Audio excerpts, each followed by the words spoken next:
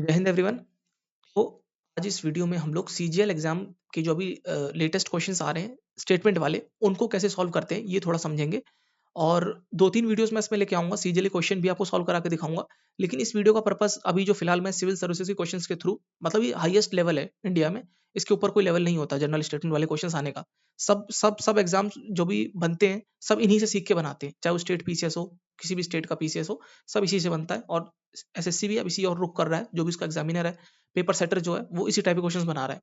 ठीक है, थोड़े क्वेश्चंस बनाता है, तो आपको पता होना चाहिए क्वेश्चन सॉल्व कैसे करते हैं। देखो 2 तरह के क्वेश्चन आते हैं एग्जाम में, एक तो हो गया फैक्चुअल क्वेश्चन, जहाँ आपको इन्फॉर्मेशन नॉलेज पता होनी चाहिए। एक क्वेश्चन होता है जनरल क्वेश्चंस, सामान्य क्वेश्चन होते हैं जो आपको कॉमन सेंस से सॉल्व करने होते हैं। इन क्वेश्चन की कोई ट्रिक नहीं होती। जहाँ बच्चा सोच लेता है ना कि ट्रिक है, उसी जगह फँस जाता है। सब रट के जाता है घर से, एनी एक्सट्रीम वर्ड आ जाएगा तो मैं ये कट काट दूँगा, ये कर दूँगा, वो कर दूँगा। मतलब समझ रहे हो, एक्सट्रीम वर्ड्स को एलिमिनेट करना, ये सब हथकंडे मत अपनाओ। जर्नल स्टेटमेंट को कॉमन सेंस से सॉल्व करा जाता है। सामान्य समझ जो आपकी बुद्धि है ना, बिल्कुल आम समझ, उससे सॉल्व करना है। ट्रिक ट्रिक के सहारे मत जाओ, ट्रिक ले डूबेगी। होती है कुछ ट्रिक, मैं मानता हूँ कुछ ट्रिक होती है, लेकिन ये मत समझो कि 100% ट्रिक से ही सॉल्व हो जाएगा। ठीक है? और कुछ क्वेश्चन होते हैं जो फैक्ट से सॉल्व होते हैं। मान लो आपसे पूछ लेगा कि अ, कांग्रेस सेशन कोई पूछ लिया, या फिर मान लो कोई आपसे आर्टिकल पूछ लिया, तो वो तो फैक्चुअल क्वेश्चन है, वो तो आपको पता ही होना चाहिए, नॉलेज से होगा सॉल्व वो ट्रिक से या तुक्के से नहीं होगा। ठीक है? जनरल स्टेटमेंट वाले जो क्वेश्चन होते हैं, तो हम लोग 2 स्टेप में समझेंगे। पहले तो जनरल स्टेटमेंट क्वेश्चन को आइडेंटिफाई कैसे करते हैं, उसकी पहचान कैसे करते हैं, दूसरी होगी इसको सॉल्व कैसे करते हैं। ठीक है? एक बात मैं आपसे 2 बातें आपसे बोलना चाहता हूँ। पहली बात तो ये, अगर आपके पास समय हो पूरा, तो एक एक ही गो में इस वीडियो को देखना। टुकड़ों में मत देखना, कोई फ़ायदा नहीं है। ठीक है? फिर मत ही देखो इसको, क्योंकि समझ नहीं आएगा। ऐसे सोचो 10 मिनट देख लूँ, फिर 10 मिनट बाद, ऐसे नहीं। ये एक ही गो में समझना पड़ेगा, तभी बातें समझ में आएँगी। और वीडियो थोड़ी लंबी हो सकती है, क्योंकि मुझे भी नहीं पता है कितनी लंबी जाएगी, लेकिन मैं चीज़ें कवर करा दूँगा। 2022 सिविल सर्विसेज़, 2023 और 2024, क्योंकि 2024 तक मैंने पेपर दिया था, तब तक की मुझे पूरी नॉलेज है। ठीक है? 1995 से लेकर 1995 से लेकर 2024 तक के सारे पेपर्स मैंने देख रखे हैं। तो उतना पहले तो हमको नहीं जाना, लेकिन अभी जो चीज़ें समझाना चाहता हूँ, वो इन 3 सालों में हो जाएगा। 2020 से लेकर 21 तक भी समझाऊँगा। ठीक है? वो भी, उसमें भी अच्छे क्वेश्चन्स थे, वो मैं बाद में समझा दूँगा आपको। लेकिन फिलहाल 3 के मैं आपको समझा देता हूँ आज। तो ध्यान से सुनना। दूसरी बात ये है कि अभी जैसे मैं आपको कुछ-कुछ चीज़ें बोल रहा हूँ कि जैसे कि ये एवरग्रीन टॉपिक्स हैं, ये इतने-इतने टॉपिक्स पढ़ लो, इन चीज़ों को कवर कर लो। वो मैं इसलिए बोल रहा हूँ क्योंकि आने वाले दिनों में मैं बैक टू बैक वीडियोज़ बनाऊँगा, और बहुत ही स्पीड में बनाऊँगा, बिकॉज़ दिसंबर में एग्ज़ाम है। तो हो सकता है एक दिन में 2-2 3-3 वीडियोज़ आएँ। तो आप मेरे साथ, मतलब समझ रहे हो ना, आप मेरे साथ ताल से ताल मिलाकर, आप फ्रीक्वेंसी मेरे साथ मिला सको, इसलिए आप लोग को ये जो होमवर्क है करके रखना पड़ेगा। ठीक है? वरना आपको चीज़ें नहीं पता, फिर आप ऐसी वीडियो देखोगे समझ ही नहीं आ रहा है। तो चीज़ें जो कवर करने वाली, फटाफट कवर कर लो। जो भी वीडियोज़ वीडियोज़ देखनी, सब खत्म कर लो। क्योंकि उसके बाद जो मैं माल लाने वाला हूँ ना, वो सिर्फ़ एग्ज़ाम ओरिएंटेड होगा। और जो अच्छे बच्चे होंगे जिन्होंने चीज़ें कवर कर रखी होंगी, वो लोग मेरे साथ कर पाएँगे चीज़ों को। करंट अफेयर्स वगैरह ये सब चीज़ें बहुत ही स्पीड में जाने वाली है। ठीक है? क्योंकि समय कम है। स्टार्ट करते हैं हम लोग। 2 बातें आपने समझ ली होंगी, तो हम लोग स्टार्ट करते हैं यहाँ से। ठीक है? ये क्वेश्चन देखो, 2022 का ये पेपर मैंने खोल रखा है। तो इसमें ये पूछ रहा है कि बीडी-बीडी जो है, क्वेश्चन आप लोग पढ़ लो पहले। ठीक है? और इसमें पूछना, बताना है कि इसमें से कितनी स्टेटमेंट करेक्ट है। 4 स्टेटमेंट दे 4 ऑप्शन दे रखे हैं, और वीडियो पॉज़ करके आप लोग उसका आंसर अपने मन में सोच लो, फिर मैं आपको बताता हूँ कैसे इसको सॉल्व करना है। आई होप कि आपने सोच लिया होगा।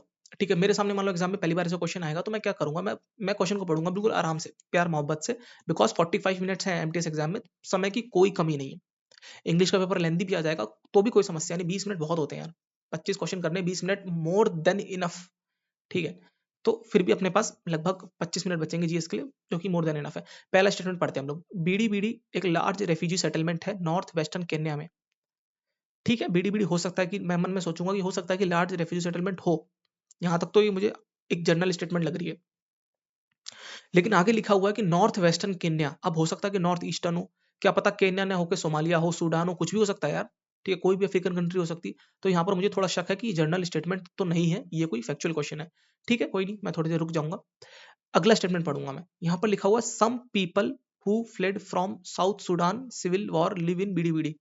अच्छा, कुछ वर्ड्स होते हैं, पहले समझो। जैसे सम हो गया, मतलब कुछ, एनी मतलब कोई, और सम, एनी, कैन का मतलब होता है कि हाँ, आई कैन गो देयर, मैं वहाँ जा सकता हूँ। कैन मतलब हो सकता है, संभावना बताता है। कैन हो गया, कुड हो गया।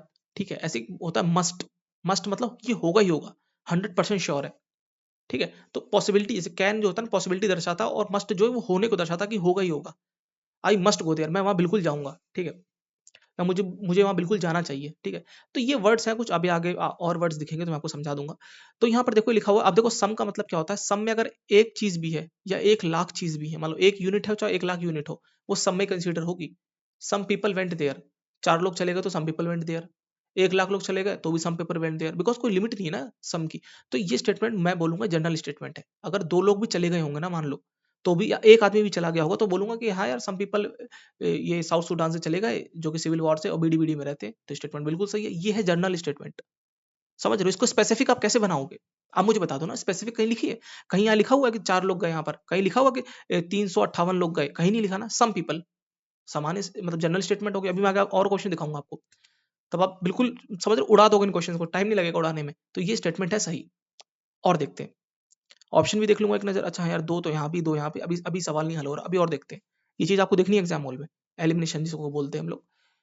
यहाँ फिर लिख दिया सम पीपल जो कि भाग के चले गए कहाँ से, सिविल वॉर सोमालिया से, और दाब रीजन में रहते हैं, दाब रेफ्यूजी कॉम्प्लेक्स केन्या में। अरे यार, 2 लोग भी चले गए तो सम ही तो हो गया, मतलब स्टेटमेंट 2 और 3 सही है, और यहाँ पर मैक्सिमम 2 ही ठीक हो सकती है, मतलब स्टेटमेंट नंबर 1 अपने आप एलिमिनेट हो गई, ऑप्शन नंबर सी यहाँ पर करेक्ट है। तो ये तो एक ईजी सवाल हो गया, और जनरल स्टेटमेंट कैसे पहचानते हैं इसका एक छोटा सा उदाहरण हो गया। अभी मैं आपको और समझाता हूँ।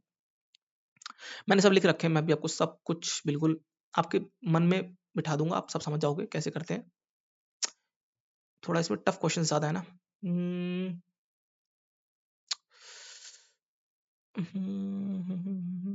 इसको समझो थोड़ा। एक अलग क्वेश्चन आ गया, ठीक है। अदर का समझते हो? अदर, अदर देन मतलब उसके अलावा, अदर देन हिंदी, हिंदी हिंदी हिंदी देखते हैं हम लोग, ठीक है। उसके सिवाय या उसके अलावा, ठीक है, ठीक है। एग्जाम हॉल में तो हिंदी देखने की जरूरत नहीं पड़ेगी। अब अदर देन का मतलब सबको पता होगा। अब समझो इसका आंसर, आप लोग पहले अपने मन में सोच लो। ये 3 स्टेटमेंट दे रखी हैं और ये ऑप्शन है इसके। ऑप्शंस देख लो, स्टेटमेंट देख लो, ठीक है। अब स्टेटमेंट पढ़ते हैं हम लोग। Other than those made by humans, nano particles do not exist in nature. Nano particle समझते हो? बहुत ही सूक्ष्म, मतलब समझ रहे हो, पिकोमीटर या नैनोमीटर लेवल के जो बिल्कुल छोटे से पार्टिकल्स होते हैं, जो इंसानों ने बनाए हैं, उसके अलावा कोई है ही नहीं नेचर में। क्या बात करते हो यार, इंसानों को खुद नेचर ने बनाया है। अगर कोई छोटे से छोटा पार्टिकल, मान लो कोई कोई डस्ट का पार्टिकल है, या फिर कोई कंकड़ है, या फिर कोई डेजर्ट में कोई पार्टिकल है, तो वो भी तो नैनो पार्टिकल ही हो गया ना, बहुत छोटे छोटा पार्टिकल। तो ये तो अजीब सी बात बोल दी यार, कोई एग्जिस्ट ही नहीं करता। कितनी बड़ी बात, कितनी एक्सट्रीम बात बोल दी। इसके अलावा, अदर देन, ये तो स्टेटमेंट पहले ही गलत कर दूंगा मैं बिना ऑप्शन को देखे। और देखते हैं हम लोग। नैनो पार्टिकल्स ऑफ सम, कुछ metallic oxide are used in manufacture of some cosmetics. अरे यार, ये तो कितनी समझ, कितनी वेग, वेग समझते हो? वेग समझते हो? वेग, जहाँ क्लैरिटी ना हो, जहाँ ब्लर एरिया बहुत हो, जहाँ ग्रे एरिया बहुत हो। अरे एक व्हाइट होता है, एक ब्लैक होता है, ठीक है, यही तो होता है ना। व्हाइट और ब्लैक, इन दोनों का ब्लेंड क्या होता है? ग्रे। तो मतलब जहाँ कुछ क्लियर कट ना पता हो, तो ये वही स्टेटमेंट समझ रहे हो, वेग स्टेटमेंट है, तो ऑब्वियस सी बात है सही। अभी मैंने आपको 2 मिनट पहले बताया। Nano particles of some commercial products which enter the environment are unsafe for human. बिल्कुल ठीक है, कुछ कमर्शियल के लिए यूज करते हैं, जैसे कि बहुत सारे होते हैं, मैग्नेटाइट, हेमेटाइट के, और मैग्नेटिक पार्टिकल्स वगैरह बहुत सारे होते हैं। आपको नॉलेज की आवश्यकता नहीं है। आपको मैंने क्या बोला, जनरल जनरल क्वेश्चन को करने के लिए आपको नॉलेज की आवश्यकता नहीं है, सिर्फ आपको कॉमन सेंस की आवश्यकता है। Statement number second and third सही है, ऑप्शन नंबर डी यहाँ पर करेक्ट है। एक छोटी बात मैं आपको ये बताना चाहता हूँ। अभी अपने मन में बिठा के मत चले जाना एग्जाम हॉल में कि देखो मैं ढूंढता हूँ कि सम लिखा है कि नहीं लिखा है। फिर आप वही वो काम कर दोगे जो और यूट्यूब पे आपको लोग सिखाते हैं फालतू की चीजें।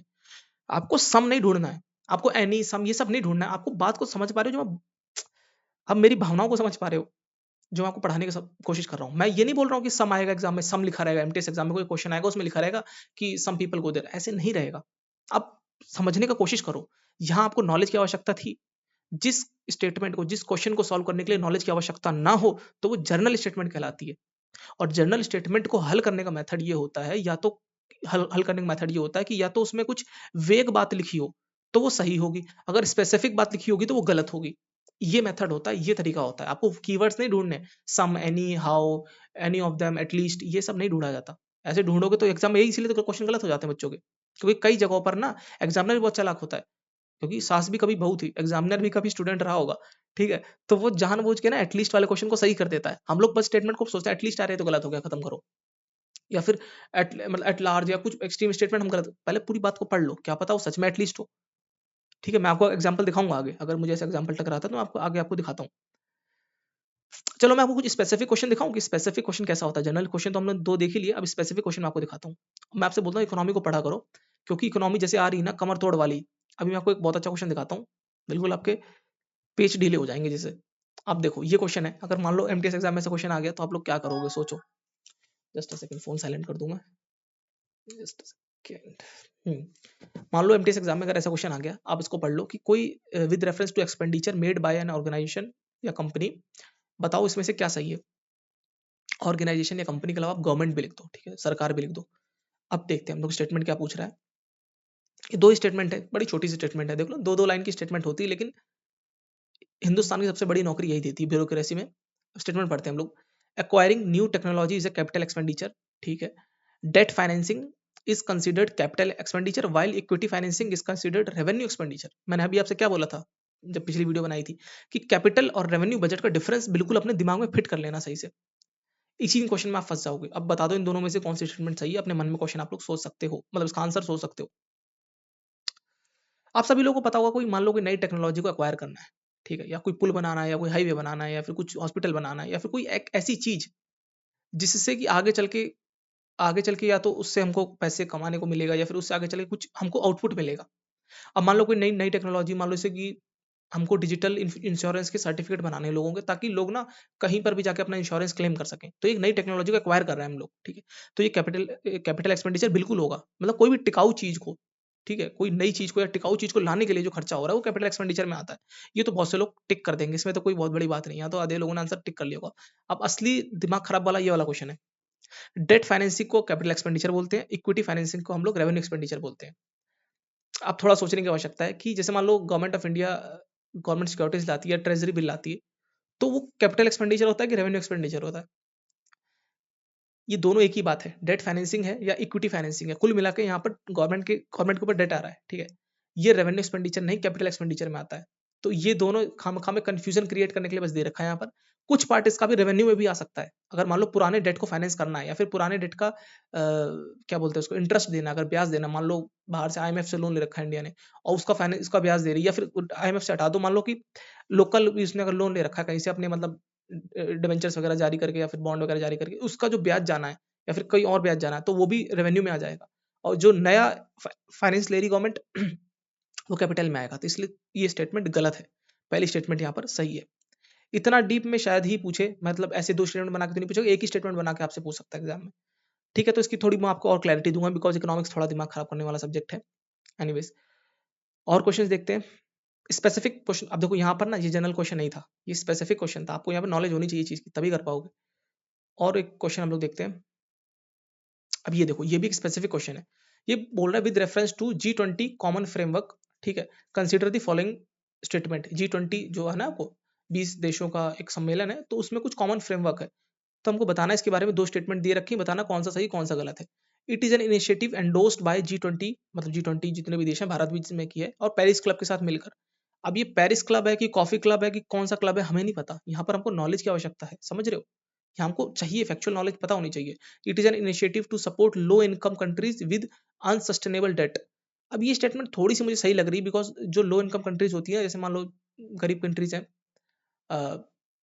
जैसे कि आपकी अफ्रीका में बहुत सारी कंट्रीज हैं, तो उनके पास ऐसे डेट हो गया, मान लो जो सस्टेन नहीं कर पा रहे हैं, तो उनको हेल्प करने के लिए हो सकता है, क्या पता ना भी हो, क्या पता ये हाई लेवल जो हाई इनकम कंट्रीज उनके लिए हो, जैसे कि ओसीईडी कंट्रीज होती है। तो अब इसमें हमको पूरा फैक्चुअल नॉलेज चाहिए, तो इस क्वेश्चन को हम लोग बिना फैक्चुअल नॉलेज के सॉल्व नहीं कर सकते, मतलब बिना इन्फॉर्मेशन बिना नॉलेज के सॉल्व नहीं करा सकता। ये जनरल क्वेश्चन नहीं है। तो आई होप आप लोग डिफरेंस समझ ही गए होंगे। अब मैं थोड़े क्वेश्चन आपको और दिखा देता हूँ। पहले हम लोग ऐसे काम करते हैं, 2023 में चलते हैं, यहाँ बड़े अच्छे क्वेश्चन आए थे। ये वही साल है जब मैंने पेपर दिया था, मेरे को मेंस लिखने का मौका मिला था, 4 अटेम्प्ट मैंने सिविल सर्विसेज में दिए, और इसमें मेरे को मेंस लिखने का मौका मिला, और मैंने इसको सीरियसली नहीं लिया था, मतलब मेंस को सीरियसली नहीं लिया, और क्योंकि उस वक्त मेरा दूसरा एग्जाम भी था, मैं उस पर ज़्यादा फोकस कर रहा था। तो एनीवेज, तो ये, और ये 2023 जो लोग जानते होंगे थोड़ा बहुत भी सिविल सर्विसेज के बारे में, 2023 का वो साल था जब सबसे खतरनाक पेपर आया था, और इतिहास में, सिविल सर्विसेज के इतिहास में सबसे कम कट ऑफ इसी साल गई थी, ठीक है। 80 के भी नीचे शायद वो चली गई थी, तो काफी पुरानी बात हो गई, शायद 80 के अराउंड ही थी, कुछ ऐसे ही था, मतलब 90 के, आमतौर पे 90 100 के पार रहती है, 90 के अराउंड, 96 94, बट उस साल 80 से कम चली गई थी कट ऑफ। तो क्वेश्चन हम लोग देखते हैं पहले जरा, इसमें मैं आपको कुछ जनरल क्वेश्चन दिखा देता हूँ। अब ये देखो, अब ये क्वेश्चन फिर से आ गया, सम वाला, ठीक है। सम मशरूम्स हैव मेडिसिनल प्रॉपर्टीज। कुछ मशरूम में कुछ मेडिसिनल प्रॉपर्टीज होती है। अरे यार, अगर एक में भी हो गई तो मान ही जाएगी। Some mushrooms have psychoactive properties, some का मतलब फिर अगेन वही। सम मशरूम हैव, उसमें कुछ इंसेक्टिकल प्रॉपर्टीज होती हैं। सम मशरूम हैज बायोलोमिनेसेंट, कुछ चमकते हैं मतलब। तो सम सम लिखा हुआ, अगर एक भी हो गया ना, तो वो सम की कैटेगरी में फिट बैठ जाएगा। तो यहाँ कोई नॉलेज चाहिए, कोई नॉलेज नहीं चाहिए, मतलब कि यहाँ पर कितनी स्टेटमेंट सही है, ऑल फोर, चारों सही है। आशा करता हूँ ये बात आपको थोड़ी बहुत आपके दिमाग में बैठी होगी। एक क्वेश्चन और दिखाता हूँ मैं आपको। एक और देखो फिर आ गया सम वाला। सम। बस मैंने इतना ही देखा था, मैंने क्वेश्चन पढ़ा भी नहीं। टाइम बचाया। मैंने कहा इसमें अगर मैं टाइम बचा लूँगा तो और जगह मैं दिमाग लगाऊँगा। देखो ना कितने बड़े-बड़े क्वेश्चन हैं। ये सरदर्द क्वेश्चन है इनविट्स और रिविट्स वाले क्वेश्चन, दिमाग खराब हो जाता है इनमें। उधर मैंने टाइम बचा के इधर टाइम लगाया। मैंने देखा सम, मैंने क्वेश्चन तक नहीं पढ़ा, मैंने ऑल 3 पे मारा, आगे बढ़ गया। इतना कॉन्फिडेंस था बिकॉज़ मैं 1995 से सारे क्वेश्चन देख के गया हुआ था। मुझे पता था कि इसकी नस-नस से वाकिफ़ था मैं। और मैं आपको छोटी बात यही बताना चाहता हूँ, शायद लोग मेरी बात पे एग्री ना करें। इस इंडिया में मतलब इंडिया के में सबसे ईज़ी एग्ज़ाम जो लगता है ना, वो यूपीएससी के एग्ज़ाम्स ही लगते हैं। चाहे वो सिविल सर्विसेज़ हो, चाहे वो एनडीए हो, सीडीएस हो, सीएपीएफ हो, बहुत ईज़ी एग्ज़ाम्स हैं। अगर अगर आप एग्ज़ाम को समझ गए तो। अगर एग्ज़ाम को नहीं समझे, तो सब लोग जानती हो सिविल सर्विसेज़ को कहा जाता है मदर ऑफ ऑल एग्ज़ाम्स। सारे एग्ज़ाम्स इससे पैदा हुए हैं। सबसे टफेस्ट एग्ज़ाम है। लेकिन अगर आप समझ गए ना, सबसे आसान यही है। खैर इस पे किसी और दिन बात करूँगा मैं। जो लोग पहले आप लोग एमटेस की जॉब पालो, उसके बाद मैं आपको बता दूँगा कैसे इस एग्ज़ाम को टैकल करना है। जो मेरे इनपुट्स होंगे और आपकी बहुत ज़्यादा हेल्प करेंगे। अब ये वाला क्वेश्चन देखो। इससे पूछ रहा है कि जो कैपिटल मार्केट्स में क्या-क्या आता है? गवर्नमेंट की bond market, call market, treasury bills, stock market. Call money मैंने आपसे कल बताया था ना, कल कॉल मनी आपको, जो ग्रीन एवरग्रीन टॉपिक्स बताए थे। तो अब देखो यहाँ पर आपको ना पूरी नॉलेज चाहिए। ये पूरा नॉलेज का क्वेश्चन है, ये कोई जनरल क्वेश्चन नहीं है। तो ऐसे क्वेश्चन आई होप कि आप लोग डिफरेंस समझ गए होंगे। अब देखो ये भी देखो, एक जो निजर सीड जो होता है ना, क्या बोलते हैं इसको? काले बीज, काले क्या होता है निजर सीड? हिंदी में क्या बोलते हैं इसको? काला तिल होता है ना? हाँ, काले तिल, काले तिल, ठीक है। अब यहाँ पर एक बात आपको समझनी है कि भारत सरकार जो है ना एमएसपी देती है, मिनिमम सपोर्ट प्राइस, तो काले तिल पे देती कि नहीं देती, ये आपको पता होना चाहिए, ठीक है। निजर सीड जो है मतलब इसको खरीफ क्रॉप की तरह, जो जिसमें धान, जिसमें पैडी लगाई जाती है, क्या उसके रूप में उगाया जाता है कि रबी क्रॉप है, ये आपको पता होना चाहिए। लेकिन तीसरी स्टेटमेंट आप देखोगे तो यहाँ सम लिखा हुआ है, तो ये स्टेटमेंट तो बाय डिफॉल्ट सही है। लेकिन अब अगेन ऑप्शन देखो, यहाँ only one, only two, all three ऐसा लिखा हुआ, तो इसको हम लोग एलिमिनेशन से नहीं कर सकते। लेकिन मैं आपको जो बताना चाहता हूँ वो ये है कि देखो ये जनरल स्टेटमेंट है, बाकी दो नॉलेज से होंगे। आगे बढ़ते हैं हम लोग फटाफट, टाइम कम है क्योंकि समय ज़्यादा वेस्ट हमको करना नहीं है। आगे बढ़ते हैं, क्वेश्चन नंबर 33 पे रोशनी डालते हैं। एक कमर तोड़ क्वेश्चन मैं आपको और दिखाता हूँ। अगर मान लो पॉलिटी में अगर टफ क्वेश्चन बना दिया तो कैसा क्वेश्चन बन सकता है। यहाँ बोला जा रहा है कि चीफ पर्पस मतलब मुख्य पर्पस क्या है संविधान का, किसी भी देश में, किसी भी देश में संविधान होता है तो उसका चीफ पर्पस, उसका मुख्य उद्देश्य क्या होता है। चारों स्टेटमेंट मैं आपको पढ़ के बता देता हूँ। It determines the objective for making of necessary law, कि जो कानून बनाना है उसका ऑब्जेक्टिव बताएगा कि इस वजह से आपको कानून बनाना है, इन चीजों को मद्देनजर रखते हुए। It enables the creation of political office और गवर्नमेंट, कुछ पॉलिटिकल ऑफिस बनाता है और गवर्नमेंट बनाता है, ठीक है। मतलब सरकार को बनाना और पॉलिटिकल ऑफिस जैसे कि सीएम हो गया, पीएम हो गया, होम मिनिस्टर हो गया, इन सबको बनाना। It defines and limits the power of government, ठीक है, मतलब सरकार की पावर को सीमित करता है वो। It secure social justice, social equality and social security. अब जो बिल्कुल ही, अब ये तो खैर बिल्कुल कोर लक्ष्मीकांत का क्वेश्चन है और ये बहुत ही गहन समझ को मांगता है। मैं आपको छोटी बात और बताना चाहता हूँ, रुको। आई होप कि मेरी बात आप लोग ध्यान से यहाँ तक काफी सीरियस ही बच्चे बचे होंगे। अगर आप लोग थोड़ा बहुत भी चाहते हो ना कि मतलब ये चीज़ आपको करनी चाहिए, आपको ना न्यूज़पेपर पढ़ना चाहिए, द हिंदू या फिर इंडियन एक्सप्रेस। इससे जो आपको हिडन बेनिफिट्स मिलेंगे ना, वो इन टाइप के क्वेश्चन को सॉल्व करने काम आएँगे। आगे चल के आप अगर आप इनकी तैयारी वगैरह करोगे, तो इन क्वेश्चन को सॉल्व करने काम आएँगे। अब मैंने पता है, चाहे मैं चीज़ें ना भी पढ़ूँ, या मैं करंट अफेयर्स की जो मैगज़ीन वगैरह आती है ना भी पढ़ूँ, तो न्यूज़पेपर पढ़ता हूँ, तो मुझे चीज़ें पता रहती हैं कि हाँ, क्या चल रहा है और मैं उसी के बेसिस पे सॉल्व कर देता हूँ। अगर आपको ये बात, अब इसमें देखो चारों स्टेटमेंट आपको सही लगेंगे। कोई स्टेटमेंट ऐसी है ही नहीं जो इसमें आप गलत बोल दो। चारों स्टेटमेंट सही है, लेकिन आंसर तो एक ही है। तो एक बात ये होती है, जो संविधान होता है ना किसी भी देश का, उसका मुख्य काम क्या होता है? चीफ पर्पस पूछा गया है यहाँ, ये सारे जो लिखे हुए हैं ना, ये सब पर्पस है। इनमें से एक चीफ पर्पस है, मुख्य पर्पस। इसका आंसर मैं आपको बता देता हूँ और बाकी आंसर क्यों नहीं होंगे। देखो ये गलत बातें नहीं लिखी हुई है ए, बी और डी में, ये सब सही लिखी हुई है, लेकिन इसका आंसर ऑप्शन नंबर सी है। जो कॉन्स्टिट्यूशन का मेन काम होता है ना, आप कॉन्स्टिट्यूशन में देखोगे वहां लिखा होता है it shall be the duty of government, it shall be the duty of president. Shall word बहुत ज्यादा यूज होता है। इसका मतलब ये ना डिफाइन करता है और लिमिट करता है गवर्नमेंट की पावर कि आप इतना काम करोगे। जुडिशरी का काम इतना है, एग्जीक्यूटिव का काम इतना है, न्यायपालिका का काम इतना है और लेजिस्लेचर का काम इतना है। आपका काम केवल कानून बनाना है। आप कानून को लागू नहीं करा सकते हो। लागू कराने का काम एग्जीक्यूटिव का है, जो प्रेसिडेंट कराएगा अपने ऑफिसर्स के साथ। और जो council of minister, home minister वगैरह, ये सब एग्जीक्यूटिव में ही आते हैं। ये लोग लागू कराएंगे। लागू कराने का काम किसी भी एमएलए या एमपी का नहीं होता है, किसी सांसद या फिर उसका काम नहीं होता है। तभी आप देखोगे एक छोटी सी सड़क भी बननी होती है तो एमपी एमएलए के साइन नहीं होते हैं इसमें। सीडीओ के साइन होते हैं, डीएम एसडीएम जो भी होता है उनके साइन होते हैं, बिकॉज वो एग्जीक्यूटिव होते हैं, जो कि प्रेसिडेंट की स्टैंप के नीचे काम करते हैं। प्रेसिडेंट बोलता है कि हाँ तुम मेरे स्टैंप के नीचे काम करो। मतलब कि डीएम या एसडीएम या कोई भी पद जो भी होता है एग्जीक्यूटिव का, वो लोग साइन करते हैं, तो इसका मतलब ये माना जाता है कि प्रेसिडेंट साइन कर रहा है इसमें। तो ये इसका मतलब ये होता है, कॉन्स्टिट्यूशन मतलब वो डिफाइन करता है कि इतनी-इतनी पावर से आप लोग काम कर सकते हो, ये आपका दायरा है काम करने का। कहते नहीं सेपरेशन ऑफ पावर, एग्जीक्यूटिव अलग, लेजिस्लेचर अलग, एग्जीक्यूटिव अलग और जुडिशरी अलग। तो उसकी वही ये चीज़ बताता है कि किसका क्या काम है, ये इसका मेन पर्पस है ये। कानून बनाना वो तो सरकार बनाती रहेगी, ठीक है? पॉलिटिकल ऑफिस आप तो देखते हो कोई डिप्टी सीएम भी बना देता है। डिप्टी सीएम अगर आप पूरा संविधान उठा के देखो बेयर एक्ट, कहीं भी नहीं लिखा कि डिप्टी सीएम होना चाहिए, कहीं नहीं लिखा। कहीं नहीं लिखा कि गृह मंत्री होना चाहिए। ये तो ऑफिसेज़ बनाए जाते हैं, ये तो एक वो है, क्या बोलते हैं उसको, एक क्या बोलते हैं यार उसको, एक वो चला आ रहा है, एक लेगेसी चली आ रही है कि हाँ, ये ऑफिसेज़ होने चाहिए। नए-नए ऑफिस बना सकते हैं, कोई नया मंत्री बना दो, कागज़ मंत्री बना दो, पढ़ाई मंत्री, कुछ भी बना सकते हो, ठीक है? तो वो सीमा नहीं, वो काम नहीं कॉन्स्टिट्यूशन कॉन्स्टिट्यूशन का काम है आपको डिफाइन करना और पावर को लिमिट करना। तो ठीक है, थोड़ा डीप में नॉलेज होगी, इसीलिए मैं पढ़ाता नहीं हूँ। अगर मैं पढ़ाने बैठ जाऊँ तो फिर शायद वीडियो कभी खत्म ही नहीं होगी। तभी मेरे ख्याल से सिविल सर्विसेज की जो कोचिंग होती है, इनमें काफ़ी लंबी-लंबी कोचिंग चलती है, बिकॉज़ टीचर्स जो होते हैं बहुत नॉलेजेबल होते हैं और बहुत ही डेढ़-डेढ़ साल चलती है, सब चीज़ें वो समझाना चाहते हैं कि बच्चों को सब कुछ बता दूँ मैं। एनीवेज़ इस क्वेश्चन को हम लोग देखते हैं। With reference to coal based thermal power plants in India, कुछ स्टेटमेंट हमको दे रखी है, थोड़ा समझने की कोशिश करना कि जनरल स्टेटमेंट कैसे है। नन का मतलब पता होता है? नन। नन मतलब कोई भी नहीं, कोई नहीं, नन। अच्छा, तो इसमें बोल रखा है coal based thermal power plant, जो मतलब कोल की मदद से जो पावर प्लांट चलते हैं, उसके बारे में कुछ बातें लिखी हुई हैं कि जितने भी पावर प्लांट हैं, इनमें से कोई भी सी वाटर को यूज़ नहीं करता। अरे क्यों नहीं करता भाई? ये क्या बात हो गई? अगर मान लो कोई नीचे सदर्न इंडिया में है और वो समुद्र के किनारे है, तो पानी क्यों नहीं यूज़ कर सकता? अगर उसमें एक बूंद भी चली गई, तो आपकी नन वाली बात तो गलत हो गई। तो ये स्टेटमेंट गलत है। None of them is set up in water stressed district. अरे मतलब जहाँ पानी की कमी है, वहाँ पर ही सेटअप नहीं करा गया। क्यों भाई? ये क्या लॉजिक हो गया? कोई लॉजिक है इस बात का? अच्छा हाँ, आप लोग सोचोगे अच्छा वहाँ पानी कमी इसलिए नहीं हुआ। अरे पानी बाहर से भी तो आ सकता है, पाइपलाइन के थ्रू भी तो आ सकता है। मान लो कोई ऐसा इलाका है जो बहुत ह्यूज इलाका है, मान लो बुंदेलखंड का इलाका है, उत्तर प्रदेश में या फिर और भी तमाम इलाके, कर्नाटक में बहुत सारे इलाके हैं। तो वहाँ पर बिजली की आवश्यकता है, मान लो वहाँ से 500 किलोमीटर दूर बिजली चाहिए और प्लांट दूर लगाया जाता है। आपको पता होगा ये बात, थर्मल पावर प्लांट जो है जहाँ पर बिजली देनी होती है उससे बहुत दूर लगाना पड़ता है, ताकि वो फिर वोल्टेज अप डाउन, आपको पता होगा कि वो उतनी दूर ट्रैवल करता है, लो वोल्टेज से भेजना पड़ता है, फिर वहाँ ट्रांसफार्मर की मदद से उसकी वोल्टेज बढ़ाया जाता है।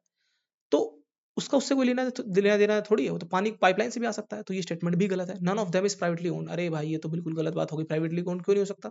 आप अपने घर में प्लांट लगा लो छोटा सा, ठीक है, अपने घर की छत पे लगा लो। अरे छोटे से तो लगाना है। तो ये तीनों स्टेटमेंट गलत है, तो इसमें से नन है इसका आंसर, इनमें से कोई भी सही नहीं है। तो ये 2023 के कुछ जनरल स्टेटमेंट के क्वेश्चन थे और मैंने शायद सारे बता दिए आपको, 16-18 ठीक है। अब 2024 के देख लेते हैं। 22 में थोड़े डीप वाले क्वेश्चन थे ना, तो उनको थोड़ा मेरे हिसाब से टफ ज़्यादा हो जाएगा। कब का है? 2024 के देख लेते हैं थोड़े से हम लोग। क्वेश्चन नंबर 29 पे जाते हैं। मैंने लिख रखे हैं बिकॉज़ फिर ढूँढता तो समय लगता, आपका भी समय वेस्ट होता। अब ये देखो, अब ये क्वेश्चन देखो, इसमें क्या लिखा हुआ है। अभी जनरल स्टेटमेंट के क्वेश्चन को थोड़ा हम लोग समझने का मतलब प्रयास करते हैं। Just a second. इसमें बोला गया है कि ये जो है बटरफ्लाइज़ हैं, कुछ तितलियाँ हैं, कुछ मछली हैं और कुछ मेंढक हैं। अब पूछा गया है कि how many of them have poisonous species, इसमें से जहरीली इनमें से कौन-सी हैं? कौन-सी 3? आपको लगेगा यार मधुमक्खी तो ये बटरफ्लाइज़ तो कितनी प्यारी होती है, इसमें जहरीली पता नहीं कौन होगी। अरे वो ज़हर आपको नहीं तो नहीं लग रहा ना, किसी और को तो लग ही रहा होगा, ठीक है? मतलब वो ज़हर आप पे काम नहीं कर रहा है या फिर आपको पता नहीं है। अरे इन कितनी सारी बटरफ्लाइज़ हैं पूरी दुनिया में, उसमें से अगर एक के पास भी थोड़ा-सा भी ज़हर हो, जो कि मान लो चींटी पे असर करता हो, तो ज़हरीली तो है ही ना। समझ रहे हो कितनी जनरल सी बात लिख दी है यार ये। इसमें से पॉइज़नस स्पीशीज़ कौन-सी है? अरे भाई तीनों में अगर एक भी हो गई ना, तो पॉइज़नस ही मानी जाएगी, तो ऑल 3। तो मेरी बात आप शायद समझ पा रहे होगे अब। मैं बार-बार नहीं बोलूँगा और क्वेश्चन दिखाता हूँ। उम्म, क्वेश्चन नंबर 46 पे चलते हैं हम लोग।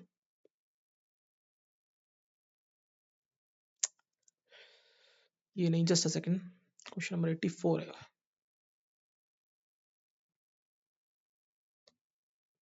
हुँ। हुँ। अब थोड़ा ये डीप क्वेश्चन देखो, अगर ऐसा मान लो क्वेश्चन एग्ज़ाम में आ सकता है आपके, ठीक है? थोड़ा-सा यहाँ पर कॉमन सेंस की भी ज़रूरत है और फैक्चुअल चीज़ के कॉमन सेंस की आवश्यकता है। थोड़ा-सा अगर आप अवेयर सिटिज़न हो, थोड़ा-सा अवेयर पर्सन हो प्रिपरेशन में, तो आप इस क्वेश्चन को कर पाओगे। ये क्वेश्चन में ये बोल रहा है कि गवर्नर जो है किसी भी स्टेट का, ये बोलता है, ये रिकॉग्नाइज़ करता है, पहचानता है और डिक्लेयर करता है किसी भी कम्युनिटी को शेड्यूल्ड ट्राइब, एसटी जो होते हैं, उनको ये बोलता है कि शेड्यूल्ड ट्राइब हैं। ये फलानी ये मतलब ये इस कम्युनिटी के लोग शेड्यूल्ड ट्राइब की कैटेगरी में फॉल करेंगे, गवर्नर बोलता है। किसी भी स्टेट में, ठीक है? पहली स्टेटमेंट तो ये दे रखी है। दूसरी स्टेटमेंट ये दे रखी है, a community declared as scheduled tribe, ST, अगर किसी कम्युनिटी को हमने डिक्लेयर कर दिया किसी एक स्टेट में, हिंदुस्तान के किसी एक स्टेट में, तो जरूरी है कि दूसरे स्टेट में भी ओएसटी हो जाए। मतलब मान लो फॉर एग्जांपल बिहार में कोई कास्ट है, वो शेड्यूल ट्राइब में आती है, तो जरूरी नहीं कि राजस्थान में ओएसटी में आती हो, जरूरी नहीं है ये बात। ये चीज लिखी हुई है ऑप्शन नंबर सेकंड और वन में। तो आपको बताना है इन दोनों में से कौन सी स्टेटमेंट सही है, क्या दोनों सही है या दोनों गलत है, या फिर पहली दूसरी जो भी है कौन सी इसमें से सही है, आपको ये बताना है।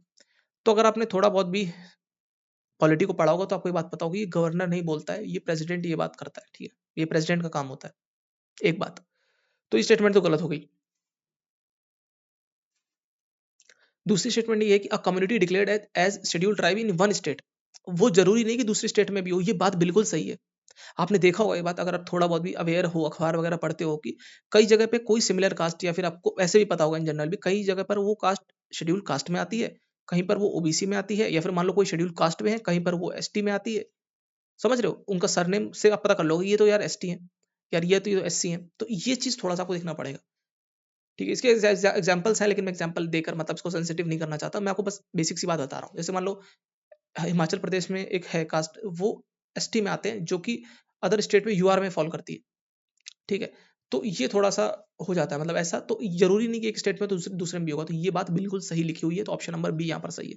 थोड़ी सी नॉलेज भी चाहिए, थोड़ा सा आपको एक अवेयरनेस भी चाहिए थी। तो ये सब बातें मैं आपको क्यों बोल रहा हूँ, कि आप तो बोल रहे हो यार सीधे सीधे बताओ कि कहाँ से पढ़ लें, एग्जाम में टिक कर दें। अब एग्जाम वैसा नहीं बचा है, जो अभी लेटेस्ट सिनेरियो चल रहा है कि एग्जाम आप सब पढ़ लो बस उतने में हो जाए। थोड़ा सा आपको अवेयरनेस भी चाहिए, थोड़ा सा आपको जनरल जो लेवल के क्वेश्चन रहते हैं ये थोड़ा समझना भी है। ठीक है, तो इनके भी दो तीन क्वेश्चन आएंगे, इनको भी करना है। और जो हथकंडे मैं आपको बताता रहता हूँ, जैसे मिडल वैल्यू थ्योरम जो मैंने बता रखी कि तीन अगर चार वैल्यूज हैं तो हाईएस्ट वैल्यू पहले इग्नोर करो, बची हुई तीन में से मिडल वैल्यू ले लो, वही आंसर टिक मार दो। ये तुक्का मारने का तरीका एक होता है हॉट कीवर्ड। जैसे मान लो कि डांसेस में कोई क्वेश्चन नहीं आ रहा तो भरतनाट्यम पे टिक मार दो। किसी जगह हेडक्वार्टर पूछा गया तो उसको स्विट्जरलैंड मार दो। या फिर अगर पूछा गया कि इनमें से किस कंट्री में ये चीज हुई थी, अगर इंडिया मेंशन है तो इंडिया पे टिक मार दो। ये सब छोटे मोटे टोटके हैं, लेकिन इन टोटकों के अलावा ये सब चीजें भी आवश्यकता पड़ती है, अवेयरनेस जो भी जनरल चीज जिसको बोल लो। और घबराने की जरूरत नहीं है, अभी मैं आपको बहुत सारे क्वेश्चन प्रैक्टिस कराऊंगा ना, तो आपके अंदर भी चीजें आ जाएंगी। अच्छा यार हाँ, जितनी चीजें देखो ऐसा है कि मैं जानकारी लेके कहाँ मतलब क्या कर लूंगा उसका, मैं आपको मदद ही कर सकता हूँ। तो जब मैं आपको A4 साइज पे नोट्स बना बना के पढ़ाऊंगा ना, तो जितनी एक्स्ट्रा चीजें होंगी बस अपने कान खोल के रखना आप। बस सुन लेना मेरी बात को ध्यान से, तो एग्जाम हॉल में भी आपको वो चीज क्लिक कर जाएगी। बस सुन लेना मेरी बात को ध्यान से। मैं बिल्कुल ढंग से समझाता हूँ, बहुत ही रॉ तरीके से, भाई भाई यार दोस्तों की तरह समझाता हूँ, ताकि आपको वो चीज दिमाग में आपके बैठ जाए। थोड़े क्वेश्चन और देख लेते हैं, फिर वीडियो को हम लोग क्लोजिंग की ओर लेके चलते हैं, क्योंकि काफी समय हो चुका है, हमको वीडियो वाइंड अप भी करनी है। 27 मिनट हो चुके हैं। ओके, तो क्वेश्चन नंबर कौन सा क्वेश्चन था यार ये वाला, जस्ट सेकेंड। 84th क्वेश्चन हमने देखा था ना, हम लोग क्वेश्चन नंबर 92 देखते हैं। ओके ऑलराइट, ये क्वेश्चन देखो यार, ये कितना फालतू क्वेश्चन है। इसमें दो स्टेटमेंट दे रखी है, हमको बताना है कौन सी स्टेटमेंट सही है, और कौन सी स्टेटमेंट अगर सही है तो किसको वो एक्सप्लेन करती है। लिखा हुआ है कि India does not import apples from United state of America, America से हम कोई सेब नहीं लेते हैं। अबे भाई ये क्या बात, कोई बात है, कितनी फालतू स्टेटमेंट है, पहली गलत हो गई यार। एक सेब भी आ गया है, या फिर सेब कोई मतलब प्राइवेट बंदे ने अगर मंगा लिया सेब, तो कोई मतलब है उसका। ठीक है, प्राइवेट तो अलग नहीं है, चलो गवर्नमेंट लेवल पे अगर हम लोग देखें तो सेब तो यार एक आम सी चीज है, हम लोग मंगाते हैं, हर जगह से मंगाते हैं, इंपोर्ट भी करते हैं, एक्सपोर्ट भी करते हैं, तो स्टेटमेंट गलत है। अब दूसरी स्टेटमेंट देखते हैं हम लोग। In India the law prohibits the import of genetically modified food without the approval of competent authority. अगर आपको नहीं पता जेनेटिकली मॉडिफाइड फूड क्या होता है, जैसे जेनेटिकली मॉडिफाइड ब्रिंजल आपने सुना होगा, बीटी ब्रिंजल के नाम से, बीटी कॉटन है, बीटी ब्रिंजल है, अभी बीटी मस्टर्ड भी आ गया है धारा के नाम से। ठीक है, धारा के नाम से शायद वो कुछ धारा के नाम से, जो पूसा दिल्ली ने मिलकर बनाया है और यूनिवर्सिटी ऑफ पंजाब ने शायद बनाया। तो मतलब ये है कि जिसका जेनेटिक्स को मॉडिफाई करा गया ऐसा खाना अगर किसी देश में आता है, तो हो सकता है कि वो पूरी की पूरी अ, फसल को ही खराब कर दे, या फिर बीमारी फैला दे लोगों के बीच में। तो जाहिर सी बात है, किसी भी चीज को जेनेटिकली मॉडिफाइड है तो उसको कॉम्पिटेंट अथॉरिटी, जैसे फूड एफएसएसआई जो है, या तो उसकी मदद से, या फिर मान लो कोई बायोलॉजिकल कुछ बायो की कुछ है, जेनेटिकली कुछ, मुझे याद नहीं आ रहा कि डिपार्टमेंट है साइंस एंड टेक का, वो भी उसको टेस्ट करता है। तो ये तो बड़ी कॉमन सी बात है। मान लो कोई ऐसी चीज है जो आपके लिए अनजान चीज है और कोई बाहर से आ रही है, तो उसको इंपोर्ट करने से पहले आपको चेक तो करना ही पड़ेगा ना। तो ठीक है, ये तो कॉमन सी बात हमको यहाँ लग रही है। तो इसमें स्टेटमेंट कौन सी सही है, पहली स्टेटमेंट गलत है, तो कहाँ लिखी है? हाँ ये रही। हाँ, तो first statement statement is incorrect, जो कि मैंने आपको बताई दी। अरे यार सेब तो लाते ही है, उसमें कोई वो थोड़ी है। ये समझिए कितनी कॉमन सी बात है, समझो इसको। ये कोई स्पेसिफिक बात नहीं कि हम इस रंग का, हम ब्राउन रंग का या फिर काले रंग का सेब नहीं लाते। स्पेसिफिक जहां हो जाएगा तो वहां थोड़ा सतर्क हो जाओ, वहां आपको फैक्ट नॉलेज चाहिए। या फिर उसको गलत टिक उसको रॉन्ग टिक कर दो डायरेक्टली, उधर तुक्का ले लो आप, उधर रिस्क खेल लो थोड़ा-सा। लेकिन ये तो जनरल बात है ना। और दूसरी बात तो मैंने आपको समझाई दी कॉमन सेंस से, पता हो ना पता हो वैसे इसके पीछे लॉजिक है जो कि मैंने आपको बताया। लेकिन कॉमन सेंस से भी आप लोग कर सकते हो, बाहर से कोई चीज़ आ रही है तो ज़ाहिर-सी बात है यार उसको इम्पोर्ट पे रिस्ट्रिक्शन लगता है या प्रोहिबिशन होता है, ठीक है? अभी धीरे-धीरे समझ आएगा, धीरे-धीरे, क्योंकि अभी पहली बार ये चीज़ समझ रहे होगे, तो शायद थोड़ा-सा आपको चैलेंजिंग लगे। एक एक क्वेश्चन और मैं आपको समझाता हूँ। देखो ये क्वेश्चन देखो, ये लास्ट क्वेश्चन है, अब वीडियो हम लोग फिर खत्म करते हैं।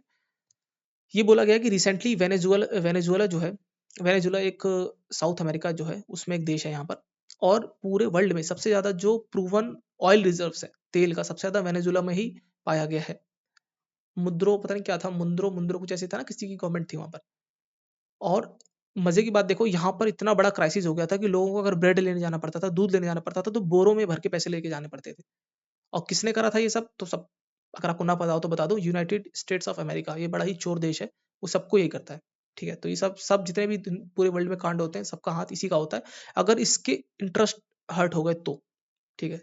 बट जो भी है, ओपनली नहीं पता, लेकिन सब लोगों को पता है, समझदार लोगों को तो पता ही है।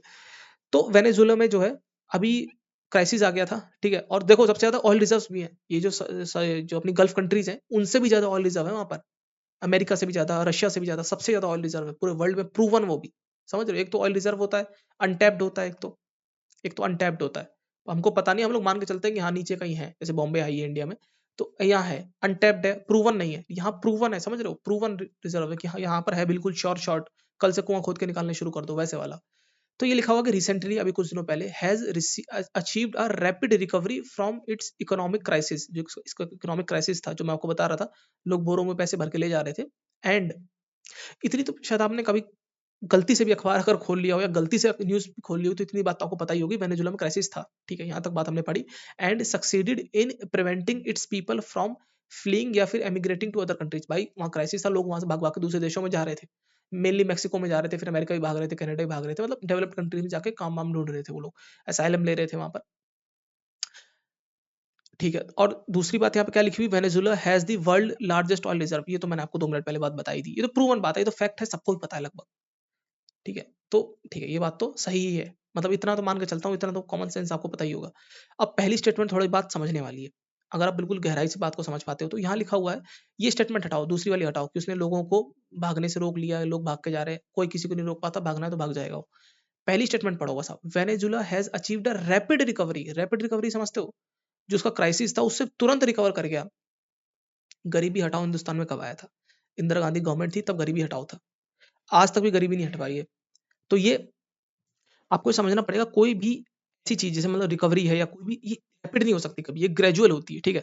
ये ग्रेजुअल रिकवरी होती है, ये रैपिड नहीं होती है, आज हो गया 2-4 साल में रिकवर कर लिया, नहीं, इट्स रैपिड रिकवरी। अभी जैसे कि गाज़ा, फिलिस्तीन जो है, या फिर और भी कंट्रीज़ है जहाँ पर वॉर वगैरह चल रही है, जैसे यूक्रेन है, तो यहाँ पर आप बोल दोगे रैपिड रिकवरी, वो स्टेटमेंट उसी जगह गलत हो जाएगी। ये एक्सट्रीम वर्ड्स हैं, बट कॉमन सेंस भी यही बात, हमको कॉमन सेंस से भी समझ आता है, किसी भी चीज़ को रैपिडली नहीं होता। खास करके गवर्नमेंट की चीज़ें जो होती हैं, ये बहुत ही स्लो होती हैं। तो बस यही था आपको थोड़ी बातें समझाने के लिए, और धीरे-धीरे आपको ऐसे मैं बताता रहूँगा, तो आपका जो है, क्या बोलते हैं उसको, माइंडसेट बिल्डअप हो जाएगा, जो कि मैंने बहुत सालों में करा। तो ऐसे तुरंत तो नहीं हो सकता, लेकिन मैं इतना आपको काम चलाऊ चीज़ बता दूँगा, जिससे कि आपका एग्ज़ाम में कुछ क्वेश्चन आप लोग दिमाग लगा के कर पाओगे, ठीक है? क्वेश्चन्स कराता रहूँगा, अभी तो शुरुआत है, अभी तो 2022 वाले में जो ना काफ़ी डीप क्वेश्चन्स हैं, वो मैं आप आगे आपको वीडियो में कराऊँगा, बिकॉज़ अभी कराऊँगा तो फिर आपका दिमाग चकरा जाएगा, समझ ही नहीं आएगा कि मतलब हो क्या रहा है, ठीक है? आप डर भी जाओगे काफ़ी कि यार ये कैसे क्वेश्चन्स होंगे? जैसे ये क्वेश्चन देख लो एक, चलो छोड़ो बाद में कराऊँगा, अदरवाइज़ फिर बहुत ज़्यादा वो हो जाएगा आपको, कि ना यही होता है, आप लोगों ने, मैं आपको बताता हूँ, यूपीएससी में आप लोगों ने लोगों को देखा होगा कि बहुत ही लिमिटेड नॉलेज के साथ, बहुत ही लिमिटेड बुक्स पढ़ के भी लोग एग्ज़ाम क्लियर करते हैं। और मैंने इस चीज़ को थर्ड अटेम्प्ट में रियलाइज़ करा था कि चीज़ें ज़्यादा नॉलेज की आवश्यकता नहीं है, रादर आपको एक ना एनालिटिकल दिमाग चाहिए आपको, बस, बस। और एनालिटिकल दिमाग जो है ना, उसको बनाने में पावर लगती है, वो जो मसल मेमोरी होती है ना, जो एनालिटिकल दिमाग होता है, उसको बनाने के लिए जान लगती है, ठीक है? लोगों को लगता है कि बुक्स पढ़ते जाएँगे और तो हो जाएगा। तो वो चीज़ यूपीएससी एग्ज़ाम में लागू नहीं होती। यूपीएससी का कोई भी एग्ज़ाम हो, मैंने बहुत सारे एग्ज़ाम्स दिए हैं, और फौज वाले ज़्यादा दिए हैं, तो उनमें भी यही चीज़ लागू होती है। आपको समझना है बस, इट्स ऑल अबाउट अंडरस्टैंडिंग। और एसएससी भी थोड़ा-सा क्वेश्चंस बना रहा है, तो ऐसे ही बना रहा है, काफ़ी अच्छी चीज़ है। इससे जो फालतू चीज़ कोई चीज़ें आती थी ना, वो कम हो जाएँगी, और जो लोग थोड़ा एनालिटिकल दिमाग रखते हैं, रट्टे वाला नहीं, एनालिटिकल दिमाग, तो उन लोगों को थोड़ा-सा एज मिल जाएगी यहाँ पर। बस यही है। और कोई डाउट हो आपको, कैसी लगी आपको ये वीडियो? अगर ऐसी वीडियोज़ मुझे आगे बनानी है, नहीं बनानी है, सब लोग आप सजेस्ट कर सकते हो, बिकॉज़ मुझे ऐसा लग रहा है कि आपके दिमाग के सर के ऊपर से गया होगा बहुत से लोगों के और उनको बड़ा ही अजीब सा लग रहा होगा, बोरिंग सा है, लेकिन ऐसे क्वेश्चन्स आ रहे हैं तो आपको समझने की आवश्यकता है। ठीक है? बस और मैं इससे ज़्यादा कुछ नहीं बोलूँगा। और जो मैं आपको आगे अभी सीरीज़ कंटिन्यू करूँगा वही आरसीएल सीरीज़, रिवीजन कम लर्निंग सीरीज़, वो मेरे दिमाग में उसको मैं कवर उसको इंतकाम तक पहुँचा ही दूँगा बिल्कुल, तब उसको हम लोग देखेंगे। मिलते हैं अगली वीडियो में, कोई डाउट हो तो ज़रूर हम लोग मेंशन करना, तब तक के लिए गुड बाय, जय हिंद।